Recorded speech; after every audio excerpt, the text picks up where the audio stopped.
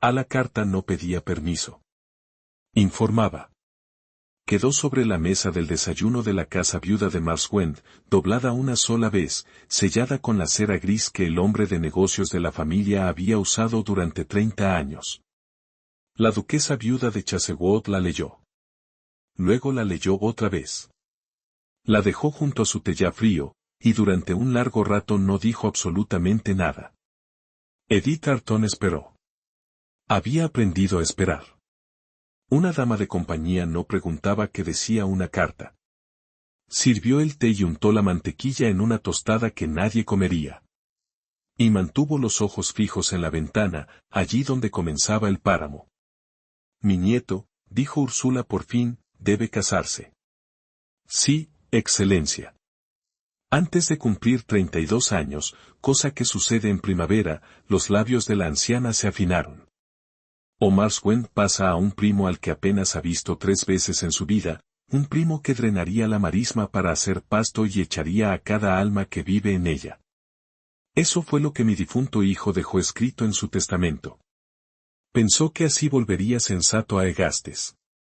Solo lo ha vuelto más duro. Edith no dijo nada. No había nada útil que la hija huérfana de un párroco pudiera opinar sobre los matrimonios de los duques, pero entendía la forma del asunto.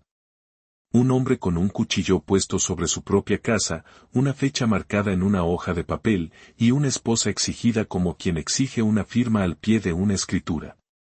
Le pareció una manera fría de disponer de una vida. No lo dijo en voz alta.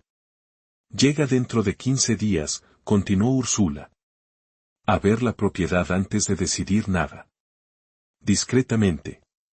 No desea ser anunciado, miró entonces a Edith, aguda bajo su cofia de encaje. ¿Guardarás eso para ti? Por supuesto. Buena chica, la duquesa viuda volvió a tomar su té. Ahora bien, las gallinas se han metido en el macizo de brezos, y Pip les ladra desde el lado equivocado del cristal. Sácalo antes de que despierte a toda la parroquia. Así fue como Edith Harton salió al páramo aquella mañana con un perrito pequeño y sin la más mínima idea de que su vida acababa de ponerse en movimiento. Tenía 23 años, y el mundo jamás la había mirado 2 veces. Había razones para ello, o eso le habría dicho el mundo. Era demasiado alta para la moda. Sus vestidos tenían 3 temporadas de antigüedad, cortados de los de su difunta madre. Su cabello era oscuro y se negaba a rizarse. Sus ojos eran de un color avellana llano que ningún poeta se había molestado en alabar. Tenía la espalda recta, una mirada firme, y una manera de decir exactamente lo que las cosas eran.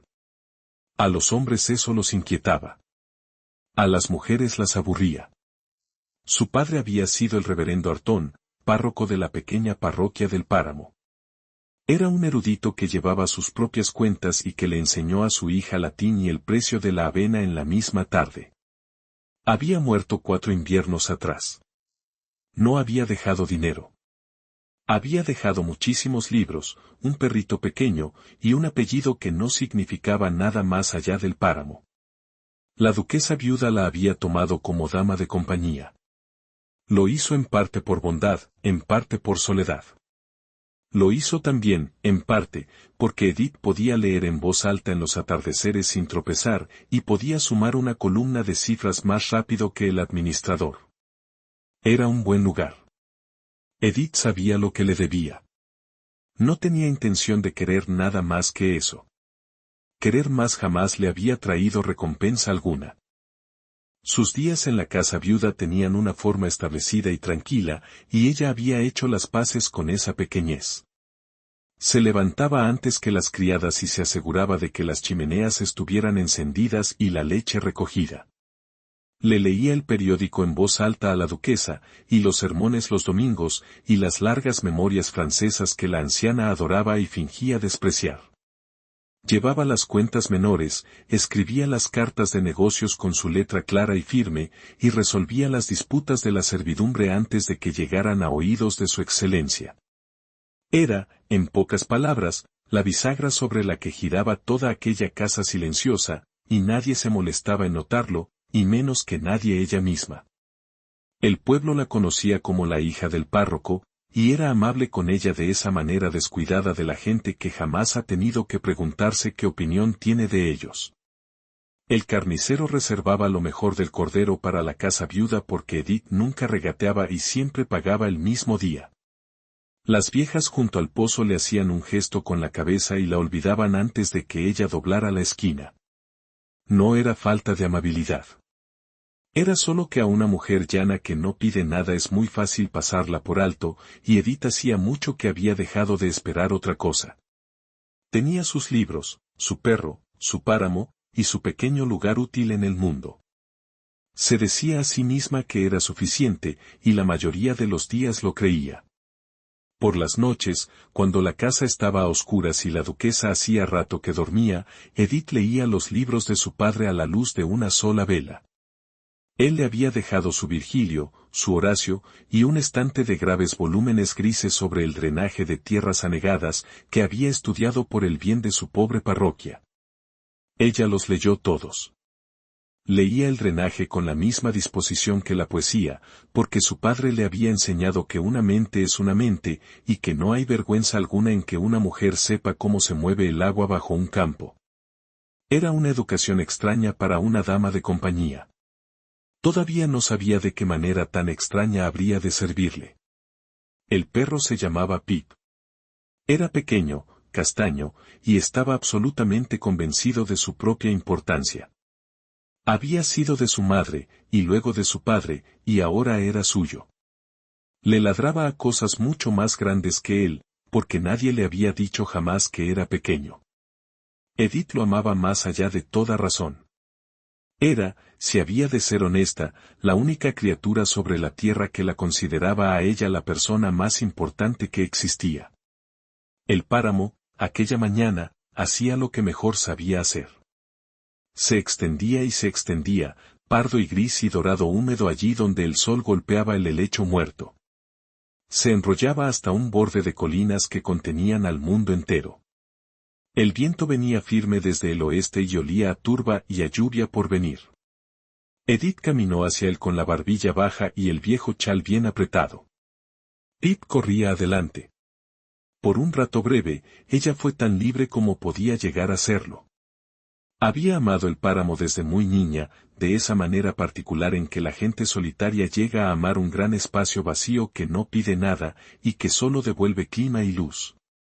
No le importaba que ella fuera llana o pobre, ni que nadie, en ninguna reunión, hubiera cruzado jamás una habitación para hablarle. Había un consuelo profundo y sereno en ser tan completamente ignorada por algo tan inmenso. Aquí afuera no era la hija sobrante del párroco, ni la sombra útil de la duquesa. Era solo una mujer caminando, pequeña, bajo un ancho cielo gris.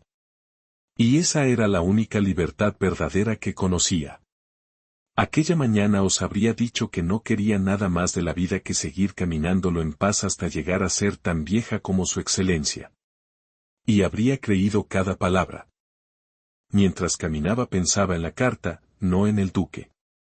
El duque no era nada para ella. Pensaba en la fecha al pie de la página. Pensaba en lo extraño que era que un hombre pudiera poseer tanto y aún así verse obligado, por la mano de un padre muerto, a saber exactamente cuándo y cómo entregar su vida. Ella había pensado siempre que su propia pobreza era una especie de jaula. Quizás un título no era más que una jaula más grande, con los barrotes puestos más lejos. Entonces Pip se detuvo. Se puso tieso y empezó a ladrar como si el fin de los tiempos hubiera brotado del brezo. Edith miró, y el corazón le dio un golpe seco contra las costillas. Bajando la ladera hacia ellos venía el perro más grande que jamás había visto. Era un lobero, gris, de pelaje áspero, alto como un pequeño pony a la altura del hombro. Se movía con el paso suelto y fácil de una criatura que no teme a nada de lo que camina sobre la tierra. Podría haberse tragado a Pip como quien se traga una perdiz. Y Pip, valiente idiota, plantó sus 4 patitas y le dijo exactamente lo que pensaba de él, con una voz que se oía a media milla. Pip. La voz de Edith salió delgada. Pip, ven aquí. Ven aquí ahora mismo. No vino. Por supuesto que no vino. El lobero siguió avanzando. Aminoró el paso. Bajó su enorme cabeza al nivel del pequeño animal furioso. Edith no podía respirar. Hizo lo único que se le ocurrió. Dio un paso adelante y se puso entre los dos. Ya basta, le dijo al perro enorme. Usó la voz que reservaba para los enojos de la duquesa, para las excusas del administrador. Y del drenaje. Edith tomó su cesta y volvió a casa cruzando el páramo, y no les contó a nadie que apenas aquella misma mañana había conocido al frío duque de Londres en persona, vestido con un abrigo ya gris en las costuras. No se lo contó a nadie porque ella misma todavía no lo entendía. Solo sabía que un desconocido la había mirado como si importara, y se había arrodillado en el barro de una zanja como un hombre que tenía intención de hacer algo. Toda la dura historia que contaba el pueblo no encajaba en absoluto con el hombre que había conocido. Pensó en ello todo el largo camino de vuelta.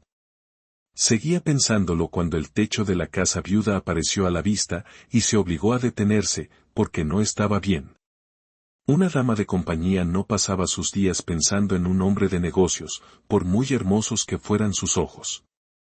Aquella tarde la duquesa estaba de humor conversador. Retuvo a Edith largo rato en las cartas y habló mucho de nada, de esa manera astuta que Edith había aprendido a leer hacía tiempo.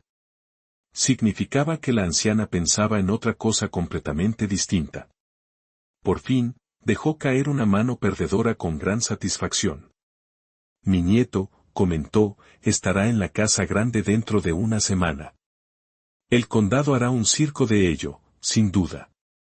Yo misma pienso dar una cena, para ver con mis propios ojos en qué clase de hombre lo han convertido 10 años en Londres, a ese muchacho al que recuerdo trepando los tilos. Me ayudarás con eso, por supuesto, dijo la duquesa, observándola por encima de las cartas en abanico.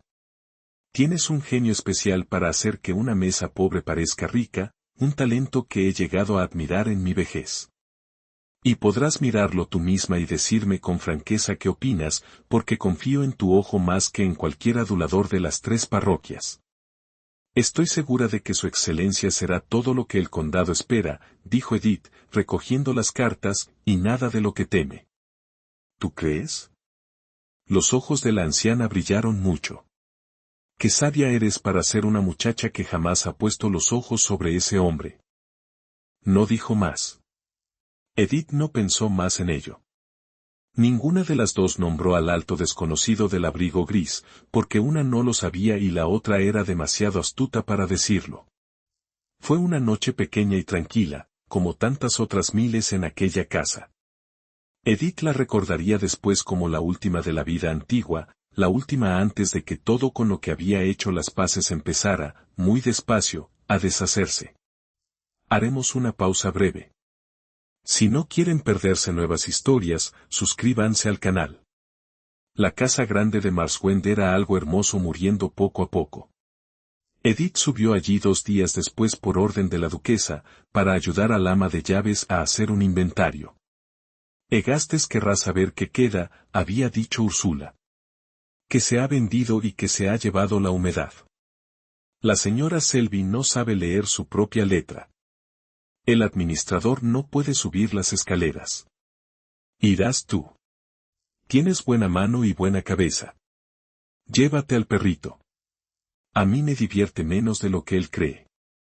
Así que Edith subió por el largo camino descuidado, bajo tilos que no habían sido podados en una década, y vio la casa entera por primera vez en años.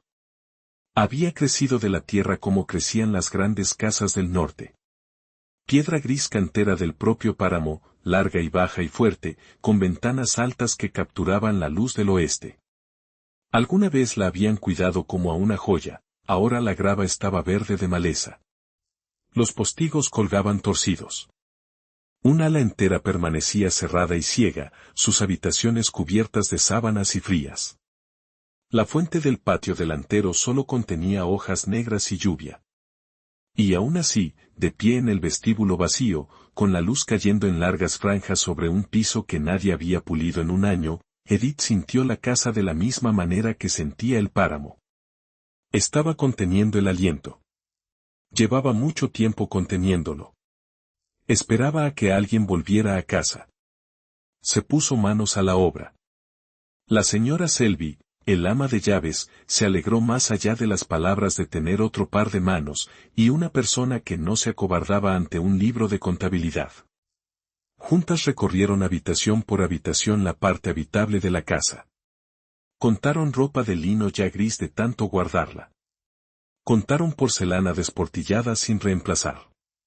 Contaron la platería vendida, sus ranuras forradas de bayeta vacías como dientes arrancados. Edith lo anotaba todo con su letra pequeña y recta. No suspiraba por ello. Solo contaba, nombraba, y seguía adelante. Y el señor Chase estaba allí.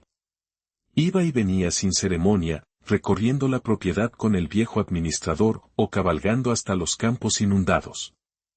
Se arrodillaba en el barro junto a las zanjas rotas con el abrigo quitado y las mangas remangadas, cosa que ningún hombre de negocios que Edith hubiera conocido jamás haría. El lobero, Bracken, iba a todas partes tras sus talones, una sombra gris. Todos los criados de la casa le daban al enorme perro un amplio y cansado margen, todos menos Edith. Bracken se había autoproclamado suyo. Dejaba el lado de su amo para venir a echarse sobre sus pies mientras ella trabajaba. Gemía como un armario derribado y nadie lograba moverlo. Pip, después de 2 días de furia, había decidido que el lobero era un idiota indigno de su atención, y ahora dormía enroscado entre las grandes patas grises como si las poseyera. Dijo la señora Selby, lo más ridículo que he visto en 40 años de servicio. Ese perro, le contó a Edith en voz baja sobre la prensa de ropa blanca, dejó a un guardabosques en cama una semana el mes pasado, solo por acercarse demasiado al caballo del amo. Le arrancó de un tirón la manga a un mozo de cuadra. Pero para usted se acuesta como un cordero. Nunca vi cosa igual. Los perros conocen a sus amigos, dijo Edith, y no pensó más en ello. Debería haber pensado más en ello. El perro sabía lo que ella no sabía. Cayeron en el hábito de hablar, ella y el señor Chase. Empezó con la propiedad, porque la propiedad era lo único que tenían en común. Empezó también porque ella, sola entre todos en Marswend, le decía la verdad de las cosas. Los Lodge, de Satch Row, le dijo una tarde gris, encontrándolo en el patio. ¿Piensa echarlos? La lista del administrador tiene su cabaña marcada para derribar. La cabaña se derrumba sola. Entonces construyales otra. Llevan 4 generaciones en esta tierra. El hombre Lodge conoce cada zanja y cada compuerta de las tierras bajas mejor que cualquier agrimensor que usted pudiera contratar. Échelo, y perderá la única cabeza que recuerda cómo se manejaba el agua antes de que todo se rompiera, cruzó los brazos. Y hay una niña, Suki. Tiene 6 años. Trae los huevos a la casa viuda los viernes. Me llama la señora alta, y no le teme a nada. Si le derriba la casa sobre la cabeza para ahorrarse la cuenta de un albañil, pensaré muy mal de usted, señor Chase. Y no me molestaré en ocultarlo. Él la miró un momento, con esa casi sonrisa apenas en la comisura. No lo haría, concedió. ¿Ocultarlo? No. Nadie me habla como usted, señorita Arton. Entonces alguien debería haberlo hecho hace mucho, dijo ella, y entró huyendo de la lluvia. No lo vio quedarse un buen rato más en el patio, mirando hacia donde ella se había ido, el lobero apoyado contra su pierna. La pequeña Suki Lodge llegó el viernes siguiente con los huevos. Edith la llevó a la gran cocina, lejos de la humedad. Le dio pan con miel. Suki, columpiando las piernas, contó una larga y seria historia sobre una rana que había conocido y perdido. El señor Chase pasó por allí de camino de las bodegas y se detuvo en el umbral, sin ser visto. Observó a la mujer alta y sencilla arrodillarse para limpiar la miel de la barbilla de una niña arrendataria. La vio tomar el asunto de la rana con perfecta gravedad, como si fuera cuestión de estado. Observó al lobero, que a nadie dejaba acercarse, apoyar la cabeza en el regazo de la niña.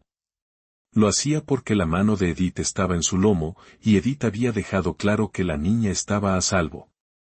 Él no entró. Se fue muy silenciosamente, pero algo en su rostro había cambiado, y no volvió a cambiar durante mucho tiempo. Aquella noche, Edith conoció la verdad sobre él. Y no la conoció con suavidad. La duquesa dio una cena. Era la primera que veía la casa en 3 años, y se organizó con prisa.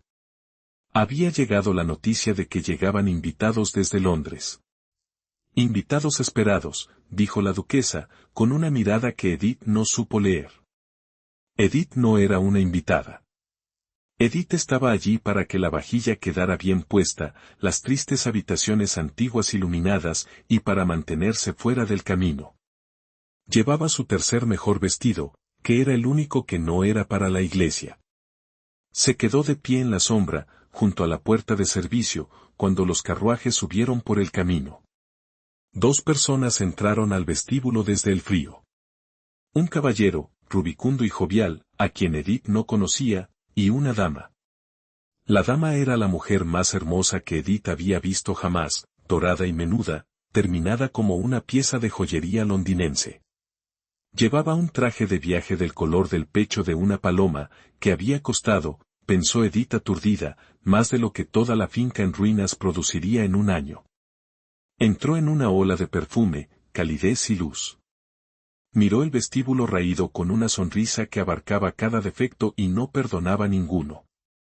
Margarite, dijo la duquesa desde las escaleras, con una voz que no tenía calidez alguna. Muy puntual, querida duquesa. La hermosa mujer avanzó flotando. ¿Cómo podría ser de otro modo? Cuando el querido Egastes escribió que por fin estaba aquí, volé. Literalmente volé. Y entonces el señor Chase bajó las escaleras, salvo que no vestía como el señor Chase. Nunca lo había visto Edith así, levita negra ceñida, ropa blanca como la escarcha, todo sencillo y todo perfecto, la sencillez de un hombre que no necesita demostrarle nada a nadie. Bajó las escaleras de aquella casa moribunda como quien ha nacido en ellas. Porque así era. Su excelencia, dijo el caballero rubicundo, haciendo una reverencia. Chassewood, dijo la hermosa mujer, y tendió ambas manos enguantadas. Edith se quedó muy quieta en la sombra, junto a la puerta de servicio. El duque de Chassewood tomó las manos de la hermosa mujer, porque no había otra cosa que hacer en un vestíbulo lleno. Y por encima de la cabeza dorada, por un solo instante, sus ojos color avellana encontraron los de Edith al otro lado de la sala. Ella vio que él sabía que ella había oído. Vio que él no había querido que ella oyera. Así que vio, en resumen, todo de una vez, del modo en que se ve un país entero en un relámpago, y luego se queda uno en la oscuridad. El señor Chase, venido a inspeccionar la propiedad. Ella le había dicho al duque de Chassewood que su propia casa se moría. Le había dicho que les construyera una casa a los Lodge. Le había dicho que nadie le había hablado nunca como debía hablársele. Y todo ese tiempo él la había dejado creer que era un empleado. Edith depositó con mucho cuidado el candelabro que llevaba, para que no le temblara. Salió por la puerta de servicio hacia el pasillo frío. Se quedó allí, con la espalda contra la piedra, hasta que pudo respirar. No era mujer que llorara. Había aprendido hacía mucho que las lágrimas eran exactamente lo que el mundo quería de una muchacha pobre y llana, para poder sentir lástima y no hacer nada. No lloró entonces, pero tenía las manos frías, y algo bajo sus costillas tenía una grieta que no había estado allí una hora antes, y fue lo bastante honesta consigo misma, de pie en aquel pasillo oscuro, para saber lo que era. Se había dejado ver. Y había sido una tonta por ello. La encontró a la mañana siguiente en el páramo. Ella había salido temprano, antes de que los invitados bajaran, porque no soportaba quedarse en la casa. Pip corría adelante. La bruma yacía baja sobre el brezo.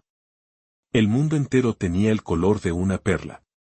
Oyó al lobero antes de ver a ninguno de los dos, el suave resoplido del gran perro.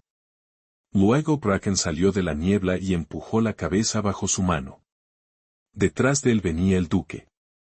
Señorita Artón, su excelencia, lo dijo con voz plana, y tuvo la pequeña y fría satisfacción de verlo hacer blanco. Me lo merezco. Se merece bastante más que eso, me parece. Pero no me corresponde a mí dárselo. Con permiso. La compañera de su excelencia no debería hacer esperar a la abuela de su excelencia. Edith, dijo él, su nombre una sola vez, en voz baja, y la detuvo con la misma seguridad que una mano. No tenía derecho a usarlo. Él sabía que no tenía derecho a usarlo. Por eso lo usó. No me propuse engañarla. Dejé pasar el error de un mozo de cuadra. Me tomó por el agrimensor que yo había escrito para contratar, y no lo corregí. Entonces usted llegó a este páramo. Me dijo la verdad sobre mi propia tierra en el espacio de 5 minutos, cosa que ninguna alma viva había hecho en 10 años, y descubrí que no soportaba interrumpirla diciéndole mi nombre. ¿Por qué no? Ella se volvió hacia él. La bruma se le pegaba en las pestañas. ¿Qué pensó usted que haría, su excelencia, si supiera que era un duque? ¿Hacer una reverencia más profunda? ¿Mentirle con más gracia? Ha tenido toda Londres para mentirle con gracia. Tiene esta mañana, en la casa de su abuela, a una dama dorada que le mentirá hasta el día en que muera, y lo llamará amor. Sí, dijo él. Lo sé. Eso la detuvo. Es Marguerite Fanshawe, continuó él, con esa voz llana y mesurada que ahora ella entendía que jamás le había oído usar como mentira. Su familia y la mía han querido este enlace desde hace 5 años. Es hermosa e inteligente. Jamás en su vida me ha dicho una sola verdad. No me quiere a mí. Quiere Chassewood, la casa, el nombre, las 4.000 libras al año que la marisma estaba destinada a producir y ya no produce, miró hacia los campos anegados. Y debo casarme con alguien antes de la primavera, o perderlo todo ante un primo que molerá este lugar hasta convertirlo en polvo. Usted lo sabe. Mi abuela se lo dijo el día en que llegó la carta. Sí. Él se volvió otra vez hacia ella. Vine aquí como nadie, para verlo de verdad, para ver quiénes son estas personas que tengo en mi mano antes de venderme para conservarlas. Y la primera persona que conocí me dijo la pura verdad. Se puso entre mi monstruo de perro y su ridículo perrito sin pensar un instante en su propio pellejo, la casi sonrisa, pero sin ligereza esta vez. No le mentí porque pensara poco de usted, señorita Artón. Le mentí porque usted era lo único verdadero que había encontrado en años. Fui un cobarde, y quise unos días más en que se me hablara como a un hombre antes de volver a ser un título. Eso estuvo mal. Lo siento. Lo siento más de lo que tengo palabras para decir. El lobero se sentó entre ambos y se recostó contra la rodilla de Edith. Ella miró la gran cabeza gris bajo su mano. Miró los campos anegados. Pensó en ser tonta, y en ser vista, y en cómo las dos cosas habían resultado ser la misma. Muy bien, dijo por fin, en voz baja. Se le perdona la mentira. No le debía a una dama de compañía la verdad de su nombre. Es justo. Pero le diré esto una vez, su excelencia, y después no tendremos que volver a hablar de ello. No se case con esa mujer. No porque ella no lo ame, la mitad de los matrimonios de Inglaterra se hacen con menos. Cásese con ella, y conservará su nombre, y perderá lo único para lo que su nombre alguna vez sirvió. Extendió la mano hacia el páramo, la casa, las cabañas vacías, la rana de la niña, la honestidad cansada del viejo administrador. Porque ella no ama esto. Dejará que muera para comprarse un salón. Él no dijo nada durante un largo momento. Y si no hay nadie más, dijo él, antes de la primavera. Entonces eso es algo difícil, dijo Edith. Y lo siento. Pero no es mi problema difícil de resolver. Llamó a Pip con un silbido. Caminó a casa a través de la bruma. No miró atrás, porque no confiaba en sí misma para hacerlo. Detrás de ella, el duque de Chassewood se quedó largo rato en aquella mañana anegada, la mano sobre la cabeza de su lobero. Pensó en una mujer que no le mentiría, ni siquiera para consolarlo. Y entendió, con una claridad que lo asustó, exactamente lo que le había sucedido a su corazón. Los días que siguieron fueron los más extraños de la vida de Edith. No podía marcharse. Era la dama de compañía de la duquesa, y la duquesa no era tan tonta como para dejarla ir. Úrsula había visto más, desde lo alto de sus escaleras, la noche de la cena, de lo que ninguna de las dos sospechaba. Así que Edith se quedó. Contaba la ropa blanca, sumaba cifras, y caminaba el páramo. Y todos los días estaba en la misma casa que un hombre en el que no debía pensar, y una mujer que la observaba con ojos dorados y entornados. Porque Marguerite Fanshawe había notado. Marguerite Fanshawe lo notaba todo. Empezó con amabilidad, como los de su especie siempre empiezan. Buscó a Edith. Admiró su labor de aguja. Le pidió consejo sobre los detestables caminos rurales. La llamaba querida señorita Arton con una voz de miel tibia. Y bajo la miel, tan ligeras que una habría podido imaginarlas, entraban las pequeñas cuchillas. «Qué hábil es usted con las cuentas», dijo, observando a Edith en el libro mayor. «Yo jamás podría. Pero claro, yo nunca he tenido necesidad. Gracias al cielo. Qué afortunada es usted de tener esas pequeñas habilidades a las que recurrir, en su situación. Una mujer completamente sola en el mundo debe hacerse útil, ¿no es cierto? ¿O qué sería de ella? Debe serlo», convino Edith, y siguió sumando. «Y qué devotos le son los criados. Y hasta ese perro espantoso», la sonrisa de Marguerite no se movió. «Dicen que cierto tipo de mujer tiene un don especial para hacerse indispensable en una casa. Es un don, confieso, que jamás me he molestado en aprender. Pero claro, jamás he necesitado que una casa me acogiera por caridad», se levantó en una nube de perfume. «Siga con sus sumas, querida. Las hace maravillosamente rápido». Edith siguió con sus sumas. Su pluma no vaciló, pero ya entendía la forma del asunto, tal como había entendido la forma de la carta la primera mañana. Marguerite Fanshawe había visto hacia donde iban los ojos del duque cuando la sencilla dama de compañía estaba en la sala, y Marguerite Fanshawe, que tenía una marisma en ruinas que comprar, no iba a permitirlo. La duquesa también lo veía. Úrsula lo veía todo desde lo alto de sus escaleras. «Esa mujer», le dijo a Edith una noche, dejando sus cartas, «tiene miedo. No parece asustada, su excelencia». «Las peligrosas nunca lo parecen», los anillos de la anciana tintinearon sobre la mesa. «Conozco a Marguerite Fanshawe desde que usaba faldas cortas. Su padre jugó 3 fincas y un buen nombre. No queda nada más que la casa de la plaza, y el crédito que aún tiene sobre ella. Ese crédito se acaba en San Juan. Debe casarse con dinero antes de la primavera, o ella y su madre se van a alguna ciudad barata del extranjero a esconderse de los comerciantes. Lo ha apostado todo a mi nieto». Todo, recogió sus cartas de nuevo. «Una criatura acorralada no es menos peligrosa por dar lástima, Edith. Recuérdalo. Es más peligrosa». Edith lo recordó.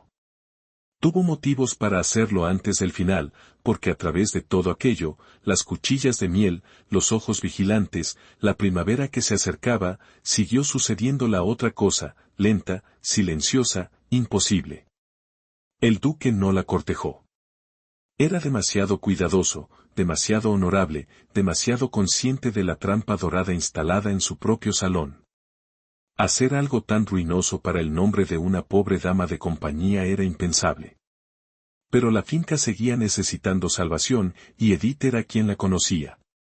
Así que trabajaron. Cabalgaron juntos hasta las zanjas rotas con el viejo administrador y el arrendatario Lodge. Edith sostenía los planos mientras los hombres discutían. Fue Edith quien por fin vio la causa. La gran compuerta del extremo bajo se había construido mal 40 años atrás. Había estado luchando contra el agua desde entonces. Recorrieron las cabañas vacías, y ella le dijo cuáles podían salvarse y cuáles no. Se sentaron sobre los libros de cuentas en la fría oficina de la finca hasta que las velas chisporroteaban, el lobero echado sobre los pies de ambos. Y despacio, habitación por habitación, campo por campo, trazaron un plan para devolverle la vida a la tierra anegada. Hubo una noche que ella recordaría toda su vida, aunque nada sucedió en ella que el mundo hubiera considerado digno de recordarse. La lluvia caía sobre los cristales, y la oficina de la finca estaba fría, y llevaban 3 horas sobre los planos de las tierras bajas, y el viejo administrador hacía rato que se había ido a dormir. Ella extendió sobre la mesa el volumen gris de drenaje de su padre, y le mostró el diagrama de una compuerta que funcionaba bien.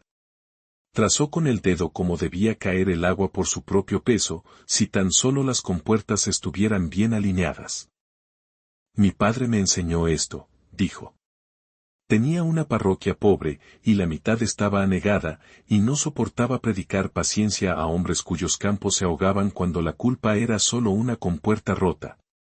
Así que lo aprendió él mismo de estos libros, y remendó lo que pudo con sus propias manos. Solía decir que un clérigo que no supiera leer un plano de drenaje era de muy poca utilidad en la comarca de las marismas. El duque guardó silencio un momento. Y se lo enseñó a su hija. Me lo enseñó todo a mí. No había nadie más a quien enseñar. Y pensaba que una mente no debía desperdiciarse por el accidente de ser de mujer, cerró el libro. Jamás le he encontrado la menor utilidad a los talentos que se supone debe tener una dama. No sé pintar un biombo ni tocar más de 2 melodías.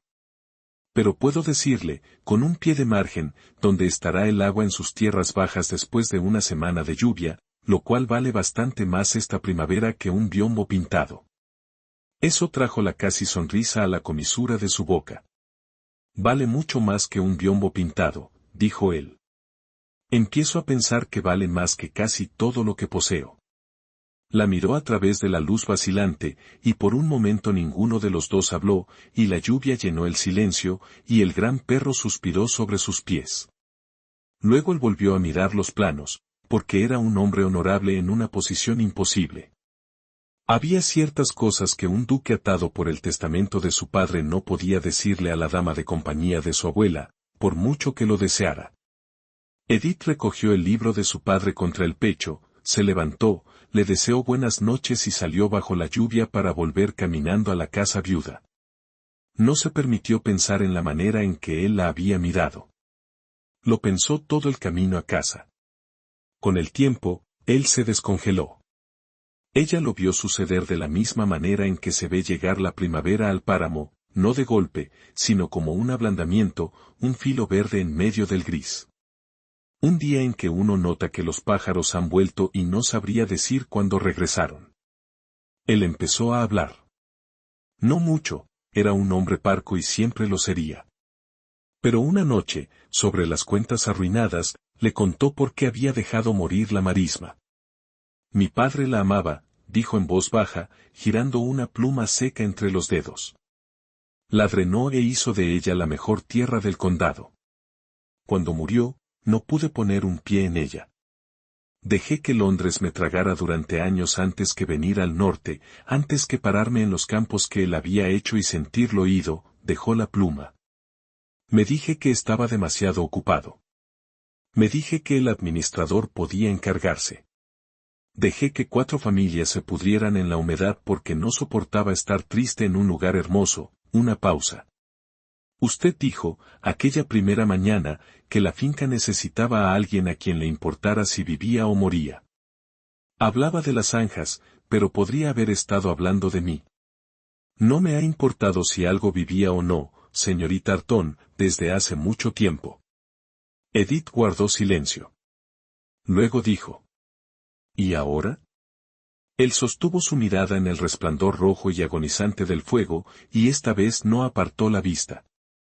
Bracken se removió entre ellos y dejó caer su pesada cabeza sobre el zapato de Edith. En algún lugar de la casa, la mujer dorada esperaba. Ahora, dijo el duque de Chassewood, descubro que me importa muchísimo. Lo cual es lo más inconveniente que me ha sucedido en 10 años. Se levantó antes de que ella pudiera responder, porque ambos sabían lo que no podía decirse. Llamó a su perro. El perro no acudió. Bracken siguió echado sobre los pies de Edith, mirando a su amo con un amor triste y obstinado. Al final, el duque salió solo de la habitación y dejó al lobero donde había elegido estar. Edith se quedó sentada largo rato después de que él se fuera, la gran cabeza gris pesada sobre sus pies. Comprendió que estaba en muy serios problemas. Comprendió también que no había nada que pudiera hacer al respecto que no terminara en su propia ruina. Un duque no se casaba con la dama de compañía de su abuela. Un duque atado a un plazo de testamento se casaba con dinero, con belleza, o con linaje. Ella no tenía ninguna de las tres cosas. Tenía un rostro llano, una espalda recta, un perrito, y una manera de decir la verdad. Nada de eso valía una hectárea de marisma anegada a los ojos del mundo. Así que resolvió hacer lo único decente. Lo ayudaría a salvar la finca. La finca merecía salvarse.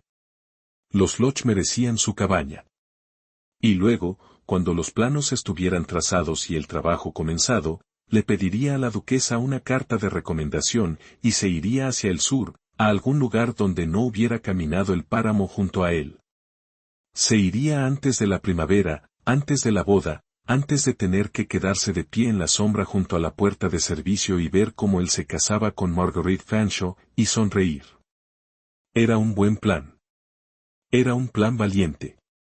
Llegó hasta el punto de decirle a la duquesa que deseaba buscar otro empleo.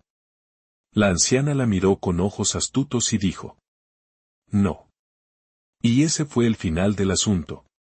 La duquesa tenía sus razones, y eran razones que Edith no podía ver, porque tenían que ver con Edith misma. Desde lo alto de sus escaleras y desde la ventana de su salita de la mañana, Úrsula había observado a los dos durante una quincena. Había visto muchísimo más de lo que ninguno de los dos suponía. Había visto como el frío desconocido de Londres, que había venido al norte como un hombre camino a su propia horca, se descongelaba centímetro a centímetro cuando la muchacha llana estaba en la habitación. Había visto cómo sus ojos iban hacia la puerta antes de que él supiera que la estaba vigilando. Ese perro tiene más sentido común que los dos juntos, le dijo la duquesa a la señora Selby una tarde, las dos ancianas de pie junto a la ventana como conspiradoras. Mírelo. No la dejará, y él no dejará de mirar hacia donde el perro se echa. Un perro y un duque, ambos deshechos por la hija de un párroco con un vestido reformado, y ninguno de los dos con el ingenio de saberlo. Ella piensa marcharse, Su Excelencia, dijo el ama de llaves. Me lo dijo. Dice que no hay lugar para ella aquí llegada la primavera. No se irá, dijo la duquesa, si de mí depende, y de mí depende bastante. Enterré a un hijo que se casó por deber y fue desdichado hasta el final de sus días. No voy a ver a su muchacho hacer lo mismo por despecho a un testamento, se apartó de la ventana, sus anillos tintineando contra el bastón. No le digas nada a ella. Es más orgullosa que cualquier duquesa del reino, y saldría corriendo antes que sentirse compadecida o manipulada. Debemos dejar que la cosa crezca por sí sola. Pero no tenemos por qué ayudarla a arrancarla de raíz. Y así, sin saberlo, Edith tuvo una aliada en lo alto de las escaleras, trabajando en silencio en su favor, contra su propia y terca intención de hacerlo noble y renunciar a sí misma, y desaparecer. Fue una suerte que la tuviera. Porque, librada a sí misma, Edith se habría ido, habría sido sensata, y habría sido desdichada, y jamás habría sabido lo que había dejado atrás. Nunca tuvo la oportunidad de irse. El páramo se encargó de eso primero. Y luego Marguerite. La lluvia llegó en la segunda semana de marzo, y no cesó. Vino desde el oeste en láminas grises, día y noche, hasta que el páramo no pudo contener más. Los arroyos crecieron. La compuerta a medio reconstruir, abierta para las obras nuevas y aún sin cerrar, se quedó indefensa ante la inundación. Y a la tercera noche el agua bajó sobre Satchro en la oscuridad, y la familia Loch, y otras 3 más, despertaron para hallarla trepando por las paredes de sus cabañas. Fue Edith quien lo supo. Había conocido las tierras bajas toda su vida. Despertó en la casa viuda al sonido del arroyo desbordado, y estaba vestida y afuera antes de que la doncella de la duquesa encendiera una luz. Envió al mozo de cuadra corriendo hacia la casa grande con una sola palabra, inundación. Y ella misma tomó un farol y bajó a la oscuridad. Encontró a los Loch en el propio umbral de su casa, con el agua a los tobillos, los niños llorando, el viejo Loch intentando salvar lo que podía y maldiciendo sus piernas lentas. Ella no perdió el aliento. Tenía el plano de las tierras bajas en la cabeza como un mapa. El camino no, dijo. El camino se inunda primero en el vado. Suban por el sendero de la presa hasta el granero alto. Ese queda por encima del agua. Vayan ahora. Yo traeré a los demás. Y fueron, porque ella lo decía con claridad, y porque tenía razón, y porque una mujer que está segura en la oscuridad es un farol para todos los demás.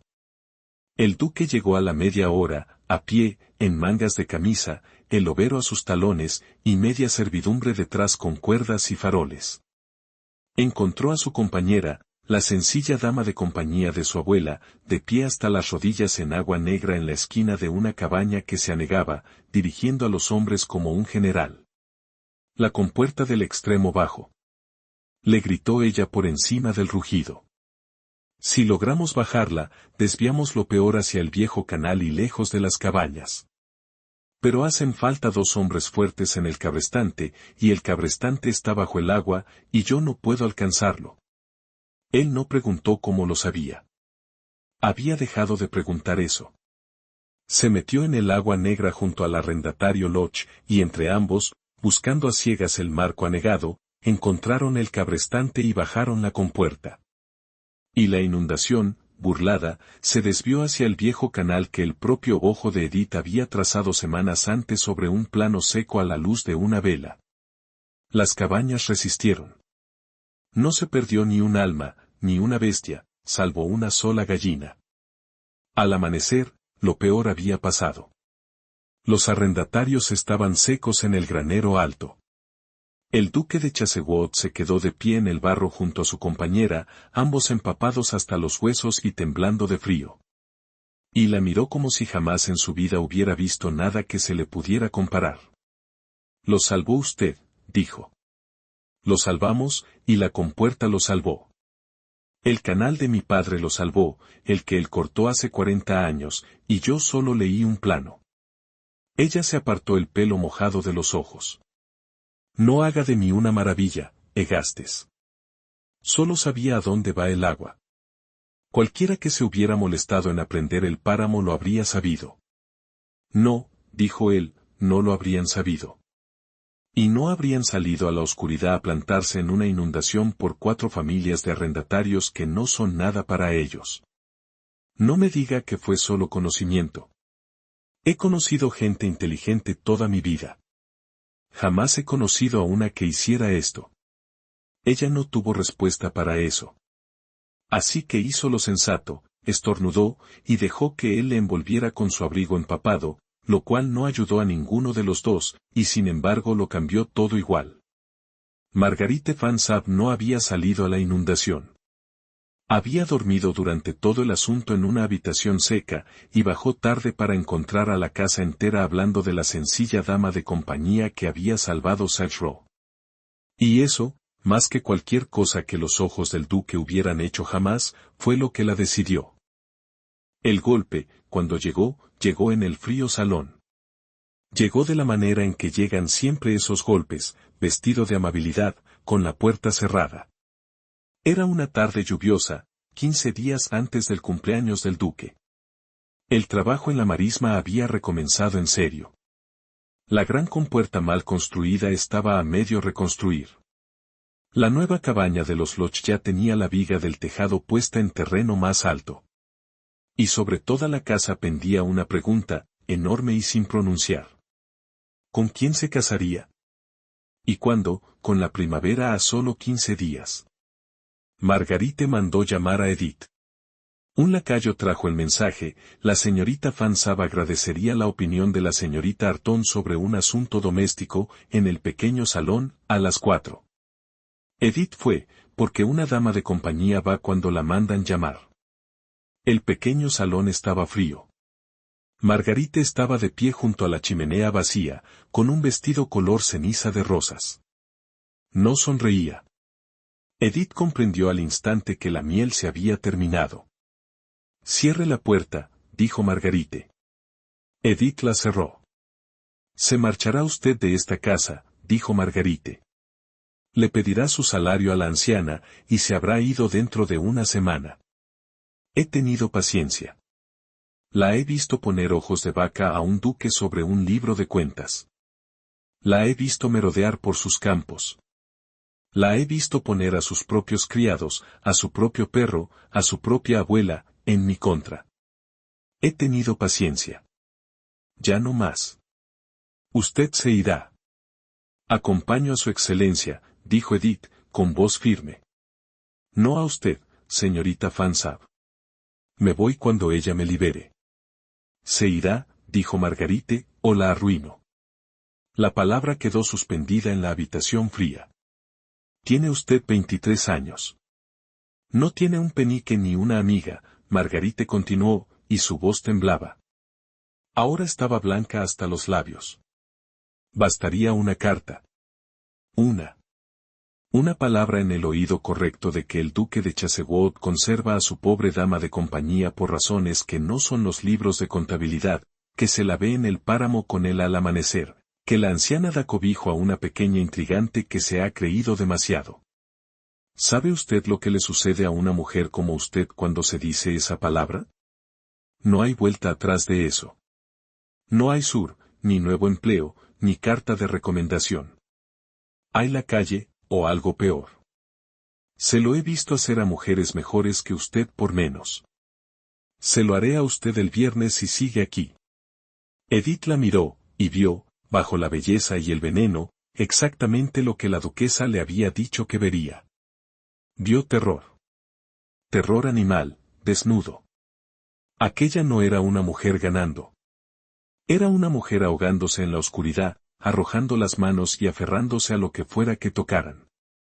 «Su crédito se acaba en San Juan», dijo Edith en voz baja. Margarite se estremeció como si la hubieran golpeado. «La duquesa me lo dijo», continuó Edith, sin crueldad, observando el rostro blanco. «Las deudas de su padre. La casa de la plaza, perdida para el otoño.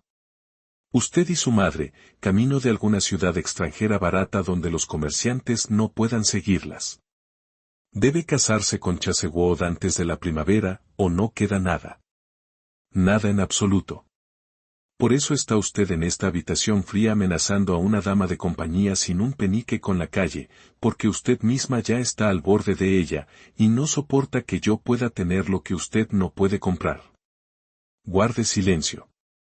No la arruinaré a usted, señorita Fansab. Podría hacerlo. Sé bastante sobre esta casa, esta familia, y esta quincena. Sé lo de San Juan. Podría difundirlo por todo el condado en una semana. No lo haré», Edith respiró. «Pero tampoco me arruinará usted a mí. Escriba su única carta, y no me iré callada a la calle. Iré a la duquesa viuda. Le contaré cada palabra dicha en esta habitación, y descubrirá que la mujer que posee su último crédito en este mundo no es su amiga, y nunca lo fue. No me asustará hasta el silencio. He sido pobre y llana y pasada por alto toda mi vida. Queda muy poco que usted pueda quitarme que el mundo no me haya quitado ya antes. Pero su San Juan, eso todavía puede perderlo. Así que guardemos silencio las dos. Dejemos que el hombre elija. Que sea su elección, y no nuestra amenaza. Esa es la única salida limpia de esta habitación. Es la que le ofrezco». La lluvia corría por los cristales fríos. Margarite Fansab se quedó junto a la chimenea vacía con las manos apretadas contra la boca. No respondió, porque no había respuesta. Una dama de compañía sin un penique acababa de mirar dentro del abismo donde ella se escondía, lo había nombrado, y luego, inexplicablemente, no la había empujado dentro. ¿Por qué? Dijo Margarite por fin, y su voz ya no era miel ni veneno, solo pequeña. ¿Por qué no me empujó? Yo la habría empujado a usted. Porque sé lo que es ahogarse, dijo Edith. Y porque empujarla a usted no me habría hecho flotar a mí. Buenas tardes, señorita Fanshawe. Abrió la puerta. Salió. Las piernas la sostuvieron el largo del pasillo, subiendo la escalera hasta su propia habitación pequeña. Allí le fallaron. Se sentó al borde de su estrecha cama con las manos temblando. Acababa de hacerse el enemigo más peligroso de su vida, y le había mostrado la única piedad que quizás recordara, o quizás no. No sabía que el duque de Chassewood había venido él mismo al pequeño salón por algún asunto de la casa. No sabía que había oído, a través de la puerta sin pestillo, todo aquello, cada palabra, de ambas mujeres. Se había quedado de pie en el pasillo y no se había movido. Había oído a Margarite amenazar. Había oído a Edith negarse a doblegarse, y luego negarse a devolver el golpe. Y había entendido, de pie en su propia casa fría, a 15 días de la ruina de todo lo que poseía, que ya había hecho su elección. La había hecho semanas atrás, en un páramo neblinoso. Solo había estado esperando el valor para decirlo. No entró en la habitación. Fue a buscar a su abuela. Lo que pasó entre ellos, Edith no lo supo hasta mucho después. Pero la duquesa viuda, que había deseado esto desde lo alto de sus escaleras desde la noche de la cena, escuchó a su nieto y luego dejó sus cartas y dijo solamente: Por fin.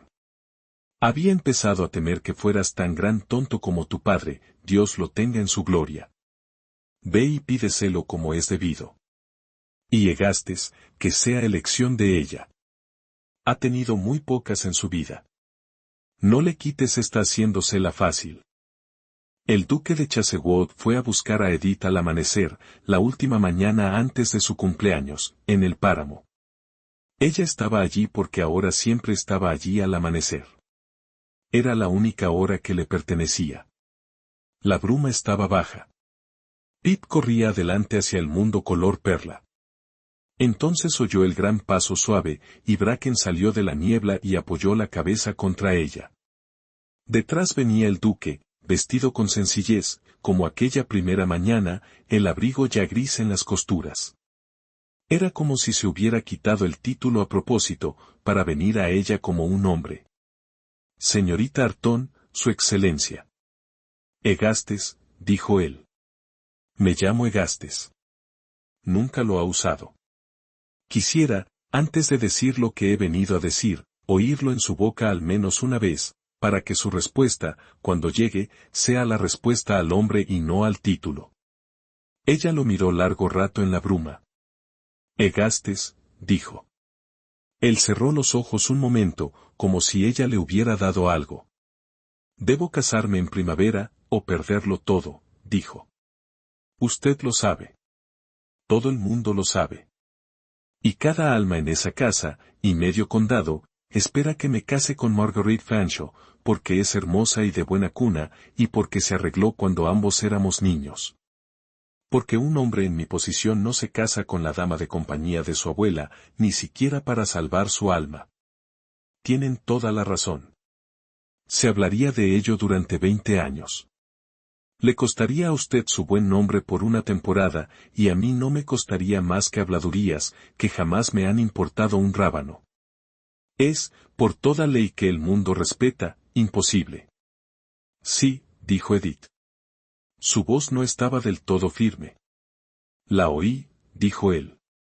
Ayer, en el salón. No fue mi intención. La puerta estaba abierta. La oí a ella amenazarla con la calle. La oí a usted negarse a quebrarse. Luego la oí negarse a arruinar a una mujer que la habría arruinado a usted sin pensarlo 2 veces, porque usted sabía lo que era ahogarse, dio un paso más cerca. Bracken se sentó entre ambos, recostado contra la rodilla de Edith, como aquel primer día, el primer testigo, todavía llevando su fiel cuenta. Y entendí que había pasado 10 años rodeado de personas que me contaban mentiras bonitas.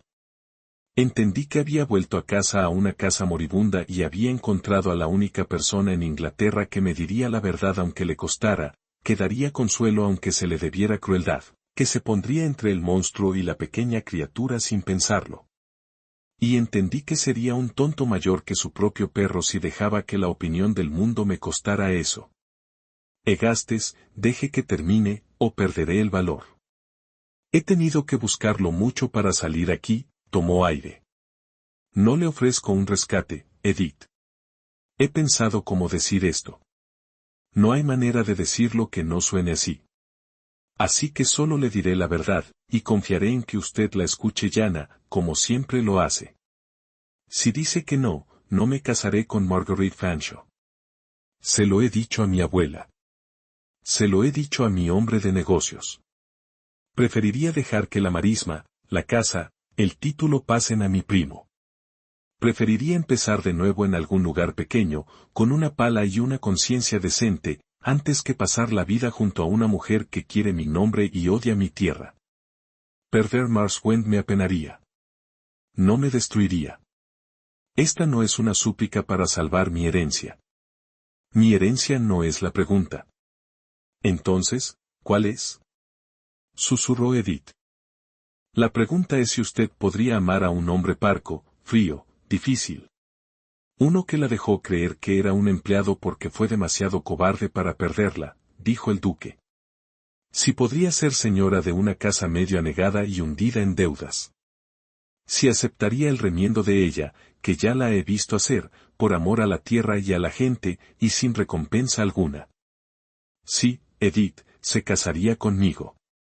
No para salvar la finca. Si me acepta, la finca se salva como feliz consecuencia, porque un matrimonio hecho antes de mi cumpleaños la conserva. Por Dios que será un matrimonio real. Pero si no me acepta, la finca cae, y lo consideraré bien perdido, y jamás la culparé a usted por ello. La elección es suya. Tiene que ser suya. He tenido un título que elegía cosas por mí toda mi vida. No seré yo otra cosa más que se elija para usted en contra de su voluntad. Diga si porque lo desea, o diga no, y yo mismo la pondré en el carruaje de mi abuela y la veré a salvo en cualquier lugar de Inglaterra que usted nombre. Pero es a usted a quien corresponde decirlo. La bruma se movía sobre el páramo. Pip volvió y se sentó contra su tobillo, pequeño, tibio, seguro. Bracken apoyó su gran cabeza gris contra su mano. Y Edith Horton, a quien jamás en su vida le habían preguntado qué quería, se quedó de pie en el páramo que había caminado toda su vida. Había sido pasada por alto, subestimada, ignorada durante 23 años, y entendió que un hombre esperaba su palabra. No la de su padre, ni la de la duquesa, ni la del mundo. La suya. Todo aquello, la casa, la tierra, el nombre, el hombre, pendía de lo que ella misma, llana, sin un penique y sin ser vista, eligiera desear en voz alta. Tengo una condición, dijo ella. Lo vio prepararse. Los Lodge conservan su cabaña, dijo Edith. Y Suki aprende sus letras a mi lado, le guste o no al condado tener una duquesa que enseña a los hijos de los arrendatarios. Y usted no volverá jamás a dejarme creer algo que no es verdad, Egastes. Ni para ahorrarme el dolor, ni para ahorrárselo a usted. La verdad entre nosotros siempre, incluso cuando sea difícil. Esa es mi condición. Por un momento, él no entendió. Luego entendió, y toda la mañana gris cambió con el cambio en su rostro. Eso es un sí, dijo él. Eso es un sí, dijo Edith. Porque lo deseo. Porque usted es la única persona que jamás me miró y vio el todo de mí, y no apartó la vista. Porque amo esta tierra. Y amo a esta gente. Y que Dios ayude a mi buen juicio, he llegado a amar a un hombre difícil, frío y parco. Un hombre que se arrodilla en sus propias zanjas en mangas de camisa, y deja que su perro monstruoso duerma sobre los pies de una dama de compañía. Sí, Egastes. No por la casa. Por usted. La casa es solo el lugar donde lo haremos. Él cruzó el espacio entre los dos y tomó sus manos frías entre las suyas. El lobero se levantó y se apretó contra ambos. El perrito ladró una vez, por si acaso. Y sobre el páramo anegado y en vías de sanar, al borde mismo de la ruina, el duque de Chassewood inclinó la cabeza sobre las manos de la mujer a la que nadie había elegido jamás. La eligió a ella. Y fue elegido. Se casaron 2 días después, en la mañana de su cumpleaños, en la pequeña iglesia del páramo donde había predicado el padre de ella. Se hizo con licencia especial, y sin el más mínimo lujo. La duquesa viuda se sentó en el primer banco con la barbilla alta y los ojos brillantes. Los arrendatarios llenaron el resto. Un lobero y un perrito muy pequeño se sentaron juntos en el escalón del presbiterio, desafiando toda regla de la iglesia. Marguerite Fanshawe no se quedó a verlo. Se marchó el día en que se dispensaron las amonestaciones, antes de que el condado pudiera reunirse a compadecerla, lo cual fue la última misericordia que le quedaba, y ella sabía quién la había hecho posible. Ella y Edith se encontraron una vez, brevemente, en el vestíbulo, entre sus baúles ya hechos. Podría haberme destruido, dijo Marguerite. Estaba pálida, con aire de más edad. Algo en la dura superficie brillante de ella se había agrietado, dejando asomar a una persona. Me he preguntado toda esta quincena por qué no lo hizo. Se estaba usted ahogando, dijo Edith. Se lo dije. Y usted no es, sea lo que crea, un monstruo. Es una mujer asustada, con un padre arruinado, y ninguna salida que el mundo le permitiera tomar a una mujer. Lo siento. De verdad. Marguerite la miró un largo instante. Luego hizo algo que sorprendió a ambas. Inclinó la cabeza, la más mínima fracción, del modo en que un igual reconoce a otro. Jamás me miró a mí, dijo, de la forma en que ese perro la mira a usted. Me dije que no importaba. Fue lo único verdadero que dije en esta casa, se puso los guantes. Hay un viudo en Bath, viejo, aburrido, amable y solvente. Mi madre lleva 1 año insistiéndome con él. He sido demasiado orgullosa. Creo que dejaré de serlo, un fantasma de la vieja sonrisa brillante. No es lo que yo quería, duquesa. Supongo que será usted duquesa el jueves. Pero es tierra seca, y a usted debo agradecerle que llegue a ella con mi nombre todavía lo bastante entero como para hacer el enlace. No lo olvidaré. No creo que vuelva a molestarla. No lo hizo. Se casó con su aburrido y amable viudo en Bath antes de que terminara el año. Era, según reportó la duquesa con seca satisfacción, bastante más feliz de lo que jamás había esperado ser, y considerablemente mejor tratada. La tierra seca le había sentado bien. El duque asignó en silencio una pequeña suma para saldar la deuda más antigua del padre de Marguerite, de modo que nadie tuviera que saberlo. Lo hizo porque Edith se lo pidió.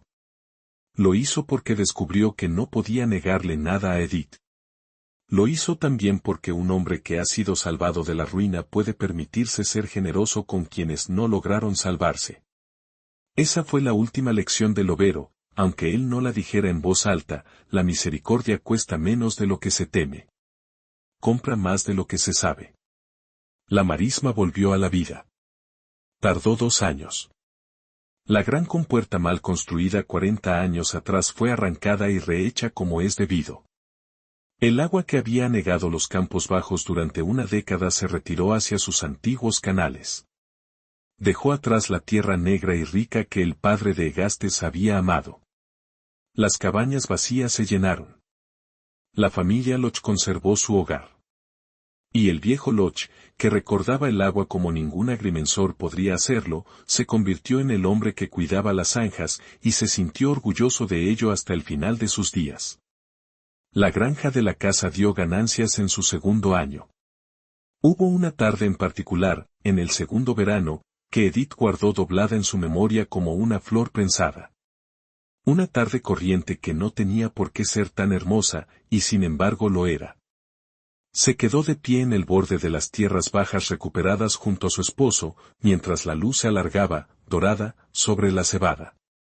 Crecía ahora donde antes había estado el agua negra. Los vencejos cortaban el aire tibio sobre ellos, y los dos perros yacían en el rastrojo a sus pies, como viejos veteranos que hubieran ganado una larga guerra. Ninguno de los dos dijo nada durante un buen rato, porque no había nada que decir que el campo mismo no dijera con más claridad.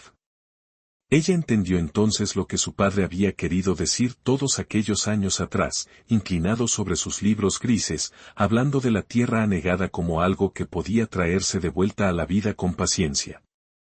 El duque se quedó en el campo bajo junto a su esposa, y por fin pudo alegrarse en un lugar hermoso sin sentirse deshecho por ello. Eso, pensó Edith, fue la verdadera reparación de todo. Ella resultó ser una duquesa peculiar. Al principio, el condado lo decía sobre sus tazas de té, una cosa sencilla, la hija de un párroco, sin fortuna, sin moda. Enseñaba a los hijos de los arrendatarios sus letras, arrodillada junto a ella, los viernes, y caminaba el páramo al amanecer con un chal de 3 temporadas de antigüedad. Pero el condado terminó por aceptarla, como suelen hacer los condados. La finca anegada que había sido sinónimo de ruina se convirtió, en 3 años, en sinónimo de buena administración. Y la sencilla duquesa tenía una manera de mirar a una persona, fuera arrendatario o conde, que veía el todo de ella y no se acobardaba, ni tampoco adulaba. No hay nada tan desarmante en el mundo entero como ser verdaderamente visto. La duquesa viuda vivió para ver la primera cosecha salir de las tierras bajas ya reparadas y quedó muy satisfecha de sí misma, como bien podía estarlo, habiendo organizado todo el asunto desde lo alto de sus escaleras. Se atribuyó gran parte del mérito del enlace, y Edith se lo permitió, porque era, en su mayor parte, merecido. No hay nada más generoso que darle a una anciana astuta la certeza de que su astucia ha dado fruto. Había querido, decía, solo una cosa en sus últimos años, ver feliz al muchacho antes de irse, y ver la casa fría cálida otra vez. Y había vivido para ver ambas cosas. Era, declaró, más de lo que la mayoría de las mujeres consiguen, y estaba conforme. Se fue debilitando poco a poco, de esa manera gentil de los muy ancianos, y murió mientras dormía, una suave noche de primavera, con la mano de su nieto en una de las suyas, y la mano de la esposa de su nieto en la otra. Fue el único dolor que la felicidad no pudo deshacer, y Edith no intentó hacerlo menor de lo que era. Algunos costos son reales, y se pagan, y se llevan después con una especie de ternura. Ese fue uno de ellos. La pequeña arrendataria, Suky Lodge, aprendió sus letras junto a la duquesa. Creció lista. Un día, años después, se marchó a ser maestra de escuela en la ciudad. Aquello sucedió porque una mujer sencilla, que alguna vez había sido pasada por alto, se había arrodillado en una gran cocina, había limpiado la miel de la barbilla de una niña, y había decidido que esa niña merecía el esfuerzo. Era algo que el testamento jamás habría podido escribir, y que la marisma jamás habría podido cultivar. Sucedió solo porque alguien se molestó en mirar. La mañana después de su primer cumpleaños como esposo, el duque de Chassewood despertó temprano y no encontró a su esposa. Aquel cumpleaños había sido un cuchillo puesto sobre la garganta de todo. Se había convertido, en cambio, en un día corriente y feliz. La encontró en el páramo. La bruma estaba baja, gris perla, tal como había estado aquella primera mañana. Ella estaba de pie en el brezo, con su viejo chal, el perrito castaño a sus pies, mirando hacia los campos bajos, donde el agua por fin se retiraba de la tierra de su padre. El lobero había ido hacia ella, como el lobero siempre haría. Se quedó allí, apoyando todo el peso gris de su cabeza contra ella, el primer testigo, todavía fiel, todavía llevando la cuenta que había empezado a llevar desde el principio. Egastes llegó y se puso a su lado, y no dijo nada. Algunas cosas se dicen mejor en silencio, en gesto, en lo que no se dice. Ella se lo había enseñado, entre muchísimas otras cosas. El testamento había pedido una fecha. Había querido una firma antes de un cumpleaños. Una esposa conseguida como quien consigue una escritura, para librar una casa de un primo. Había pensado que el amor era algo que se podía obligar con una cláusula y un calendario. Se había equivocado en eso. La fría carta del padre de ella, aquella primera mañana, se había equivocado. El mundo entero de duros regateos se había equivocado. Al final, la fecha jamás había importado en absoluto. Solo la elección había importado, solo que una mujer a la que nadie había elegido nunca se había parado en un páramo, y se le había preguntado por fin qué quería, y lo había dicho en voz alta, para sí misma. Esto, aquí. La bruma se levantó un poco sobre la tierra en vías de sanar. El perrito ladró al aire, de pura alegría, y el gran novero se apoyó contra la mujer sencilla y pasada por alto que había sido vista. Suspiró. Estaba conforme. Gracias por escuchar la historia hasta el final. Cuéntanos desde qué ciudad nos ves y qué sentimiento te dejó esta historia. No olvides suscribirte para no perderte nuevas historias.